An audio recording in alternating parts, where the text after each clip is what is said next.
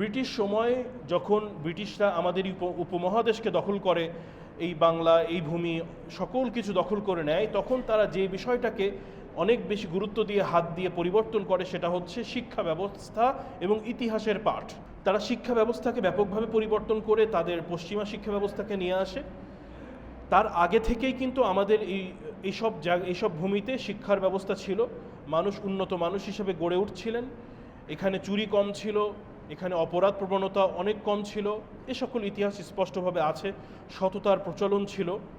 তারা তাদের সুবিধার্থে তাদের শিক্ষা ব্যবস্থার মাধ্যমে তাদের কর্মী তৈরি করার জন্য, তাদের অনুগামী মানুষ তৈরি করার জন্য, যে তাদের অফিসের ক্লার্ক তৈরি করার জন্য যে ব্যবস্থাগুলো এই অঞ্চলে চাপিয়ে দিয়ে গেছিল, তার মাধ্যমে তাদের হয়তো উপকার হয়েছে, অফিসিয়াল কিছু মানুষ তৈরি হয়েছে অফিসের কাজ করার মতো। কিন্তু ইসলামের শিক্ষাকে, আদর্শকে হৃদয়ে লালন করে আত্মশুদ্ধিমূলকভাবে তৈরি মানুষ গঠন হওয়ার যে শিক্ষা, সততার শিক্ষা নিয়ে মানুষ গঠন হওয়ার যে শিক্ষা, ইতিহাসকে, নিজের ইতিহাসকে, ঐতিহ্যকে ধারণ করে গঠন হওয়ার শিক্ষা, সেটা পরিবর্তিত হয়েছে।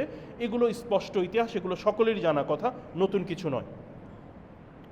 যার একটি অংশ হিসেবে ছিল যে ইতিহাস পাঠ যেগুলো করবে সেগুলো শুধুমাত্র পশ্চিমাদের ইতিহাসগুলোকে এখানে পাঠ্যক্রমের ভিতরে নিয়ে আসা।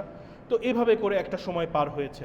এখন কথা হচ্ছে যে ব্রিটিশরা তো অনেক আগে চলে গেছে, আজকে 2026 সালে এসে আমরা কেন এই কথাগুলো বলছি? তো 2026 সালে এসে এখনও এই কথাগুলো আমরা আলোচনা করছি, কারণ সেই ধারাবাহিকতার সাইড ইফেক্টগুলো এখনও আমাদের সমাজে আছে, আমাদের ব্যবস্থার ভেতরে আছে। সেগুলোকে পরিবর্তন করে আমাদের ইসলামের শিক্ষা, আমাদের সৎ মানুষকে তৈরি করার যে ব্যবস্থাপনা তৈরি করা, সেটা এখনও আমরা সফল হতে পারিনি। আমাদের এখনও সে পথে হাঁটতে হবে। একটি ছোট্ট উদাহরণ নিয়ে আসবো যে আমাদের দেশের বিভিন্ন আইন কানুন, বিভিন্ন ব্যবস্থা, ম্যানেজমেন্ট সিস্টেম, সরকারি ব্যবস্থাপনা একটা বড় অংশ সেই ব্রিটিশদের সময় তৈরি হওয়া বিষয়।